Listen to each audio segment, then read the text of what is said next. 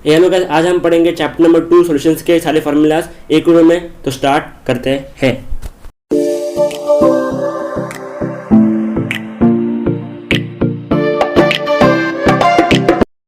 First start करते simple mass percentage, जिसको हम कहते हैं परसेंटेज डब्ल्यू बाई डब्ल्यू। इसका सिंपल फॉर्मूला है कि mass of component solution upon total mass of solution into 100 percentage के लिए करते हैं हम। ठीक है, इसका मतलब क्या होता है कि समझिए कि आपका लिया है कि 10% W by W glucose in water example दिया है, मतलब 10 gram of glucose in 100 gram of solution. In short 100 minus 10 is equal to 90 gram of water. ठीक है, इसका मीनिंग क्या होता है। ठीक है, ये जो ऐसा सिंपल क्वेश्चन पूछेंगे नहीं आपको, एज अ पॉसिबल है कि ऑब्जेक्टिव पूछ ले, बट ये जो एज अ बेसिक फंडा है, आप कोई भी क्वेश्चन सॉल्व करोगे तो ये बेसिक फंडा आपको पता होना चाहिए। सेकंड चीज that is percentage volume by volume. ठीक है, इसे हम कहते हैं वॉल्यूम परसेंटेज। कुछ नहीं, volume of component upon total volume of solution. जो इधर मास था यहाँ पे वॉल्यूम होगा इंटू 100 कर देना है। सिमिलरली यहाँ पे 10% वॉल्यूम बाय वॉल्यूम दिया गया ऑफ इथेनॉल इन वाटर, तो मतलब 10 ml of ethanol in 90 ml of water. ठीक है, यहाँ पे हम ml कंसिडर करेंगे। ठीक है, आपने चैनल सब्सक्राइब कर लीजिए और घंटे पर क्लिक कीजिए for further more new videos. अब चलते हैं second, that is our third is mass by volume, that is percentage W by V. इसका मीनिंग ये होता है कि हमारा न्यूमरेटर में मास आएगा और डिनोमिनेटर में वॉल्यूम आएगा। सिंपल इंटू 100 कर देंगे। ठीक है, mass of component upon volume of solution.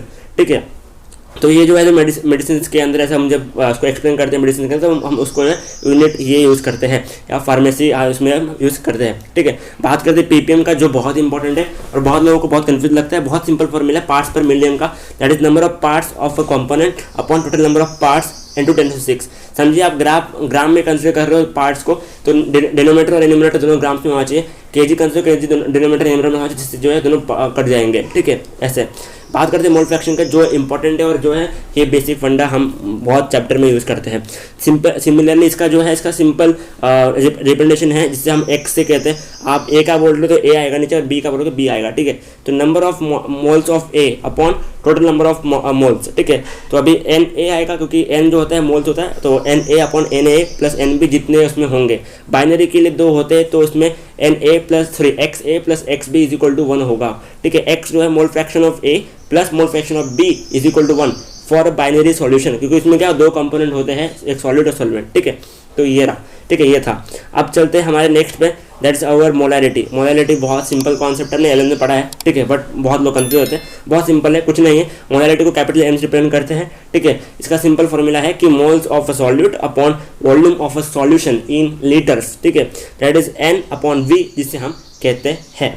अब बात करते हैं एक इंपॉर्टेंट फॉर्मूला जो ऑब्जेक्टिव में आता है। एज ऑब्जेक्टिव में हम यूज़ करेंगे, आपको एज एग्जाम के हम आपको जो एज सब्जेक्टिव में आपको ये फॉर्मूला यूज़ नहीं करना है। सिंपली दोनों जो है फॉर्मूला सेम ही है। ठीक है, आप इसको डिराइव करोगे तो आपको जो ऊपर का जो फॉर्मूला वही मिलने वाला है। ठीक है, तो ये परसेंटेज जो है परसेंटेज वेट बाय वेट है, और डी जो है हमारा डेंसिटी है, और जो इंटू 10 से मल्टीप्लाई करके अपॉन मॉलिक्यूलर वेट होगा। ये फॉर्मूला आप जो है ऑब्जेक्टिव में यूज़ कर सकते हो, आपके पास टाइम कम हो तो। ठीक है, आपको परसेंटेज वेट बाय वेट दिया, डेंसिटी दिया, तो आप ये फॉर्मूला यूज़ कर सकते हो। बात करते हैं मोलैरिटी के बारे में। मोलैरिटी स्मॉल एम से रिप्रेजेंट करते हैं हम। ऊपर आता है न्यूमरेटर में आता है moles of solute, similarly as molarity से, और डिनोमिनेटर जो आता है वो आता है हमारा mass of solvent in KG, याद रखना। ठीक है, तो एन बाय डब्ल्यू हम इसको सिंपल भाषा में कहते हैं। ऑब्जेक्टिव के लिए फॉर्मूला है M is equal to small M is equal to 1000 into M, that is capital M, upon 1000 into D, that is density minus molarity into molecular weight. ये फॉर्मूला आपको ऑब्जेक्टिव में यूज़ करना है। आपको molarity दी है और आपको निकालना है, मोलैरिटी और डेंसिटी दी है, तो आप मोलैरिटी निकालने के लिए ये सिंपल फॉर्मूला यूज़ करते हो एज अ ऑब्जेक्टिव के अंदर। ठीक है, तो ये रहा हमारा क्या बोलते हैं मोलैरिटी। अब बात करते हैं नॉर्मलिटी के बारे में। नॉर्मलिटी क्या है, तो ये जैसे कि मोलैरिटी वैसे थोड़ा चेंजेस में है, that is number of gram equivalent upon equivalent weight. जैसे हमारा मोल्स था, वैसे यहाँ पे number of gram equivalent upon equivalent weight है, और डिवाइड में volume of solution in litres as similar to molarity. But इसमें चेंजेस है। अब इसमें इक्विवेलेंट वेट होता क्या है। ठीक है, इक्विवेलेंट वेट वो होता है that is molecular weight upon N factor. N factor जो होता है वो हमारा नंबर ऑफ इक्विवेलेंट होता है। ठीक है, तो आपको ये अप्लाई करना है नॉर्मलिटी के अंदर। नॉर्मलिटी का एक फॉर्मूला है जिसको हम कहते हैं N is equal to capital M into N. जो कैपिटल एम जो है हमारा मोलैरिटी है, तो आप ये भी यूज कर सकते जब आपको मोलैरिटी दिया और आपको एन दिया तो। ठीक है, अभी ये एन क्या होता है, एन जो होता है नंबर ऑफ इक्विवेलेंट होता है, हर एक क्या बोलते हैं कंपोनेंट के लिए डिफरेंट होता है ये। ठीक है, तो n1 into v1 is equal to n2 into v2 होता है। ठीक है, कभी भी m1 v1 is equal to m2 v2 नहीं होता, वो तभी होता है जब हमारा n की वैल्यू 1 हो तो तभी। ठीक है, अदरवाइज जो है n1 v1 equal to n2 v2 होता है। अब चलते हैं रॉल्स लॉ के ऊपर। रॉल्स लॉ जो है बहुत सिंपल है और बहुत इंपॉर्टेंट है ये क्वेश्चन, इस पर क्वेश्चन निकलता है, ठीक है। That is equal to P1 is equal to P1 naught x1, ठीक है। जो P1 नॉट जो है हमारा प्योर कंपोनेंट का वेपर प्रेशर, वेराज जो P1 जो है हमारा कंपोनेंट का वेपर प्रेशर है आफ्टर द एडिंग सॉल्यूट, ठीक है। अब बात करें डाल्टन लॉ के बारे में। डाल्टन लॉ हमने जो अपने 11 में पढ़ा होगा। डाल्टन लॉ कहता है कि total pressure is equal to जो जितने हमारे कंपोनेंट के जितने कंपोनेंट है उतना सबका प्रेशर ऐड करेंगे तो वो होता है Dalton law. That is P total is equal to P1 plus P2 plus P3 जितना हमारे पास कंपोनेंट है। अभी यहाँ पे आते हैं हमारे दो case, that is our liquid condition plus liquid plus solid condition, ठीक है। पहले बात करते हैं लिक्विड इन लिक्विड कंडीशन के अंदर। तो इसमें क्या नहीं होगा क्योंकि दोनों जो हो गए लिक्विड दोनों वोलेटाइल होंगे, तो दोनों जो है प्रेशर अप्लाई करेंगे, इसलिए जो है P2 is equal to P1 naught x1 plus P2 naught x2 होगा।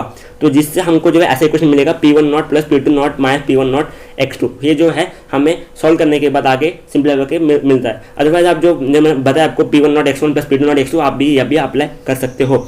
अब बात करते हैं वेपर, जब वेपर फेज में होगा तब क्या फॉर्मूला आएगा, तो डेल्टन लॉ पर ही आधारित है। That is P1 is equal to y1 P total, ठीक है। तो ये जो y1 जो है हमारा वेपर फेज का मोल फ्रैक्शन है उस कंपोनेंट में, ठीक है। और P टोटल जो है जो हमने ऊपर निकाला P टोटल वो है, हमको P1 निकालना हो तो उसे निकाल सकते हैं। और सॉलिड लिक्विड के लिए जो होता है उस समय जो है हमारा जो लिक्विड होता है उसको कंसीडर करते, सॉलिड जो होता है सॉलिड कुछ प्रेशर अप्लाई नहीं करता, इसलिए जो है हम टोटल लिक्विड पे ही होता है। That is P1 is equal to P1 naught x1 हमारा आंसर होगा, ठीक है। अब बात करते हैं important, that is colligative property, जिस पे से क्वेश्चन निकलते हैं।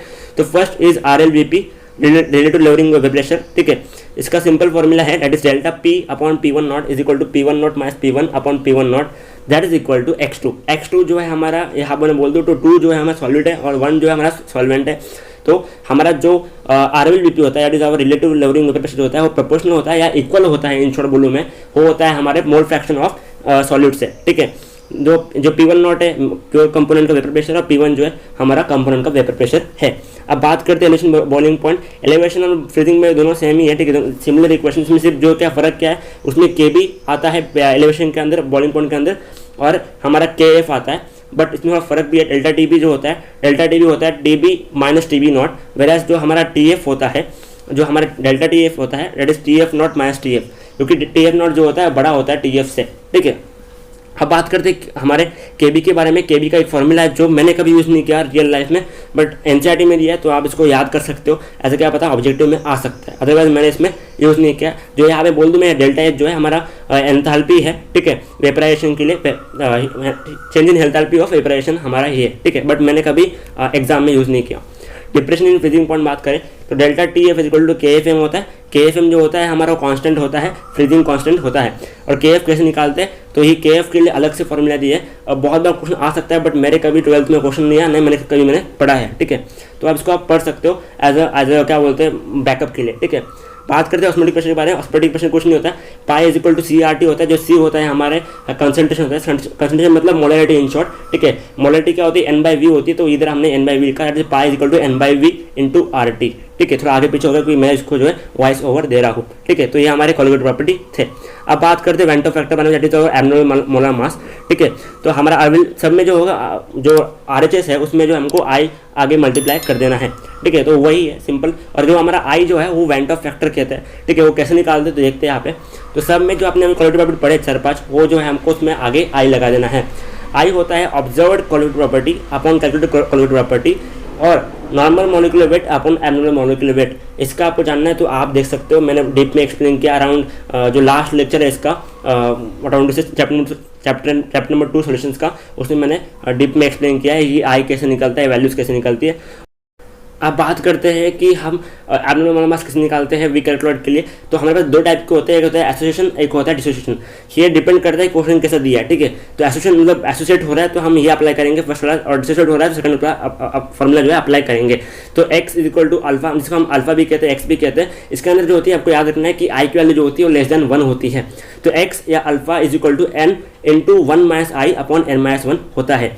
और डिग्री ऑफ डिस्ट्रीब्यूशन की बारे में बात करें तो उसका alpha is equal to i minus 1 upon n minus 1 होता है। और यहाँ पे जो होता है i की वैल्यू जो है ग्रेटर देन 1 होती है।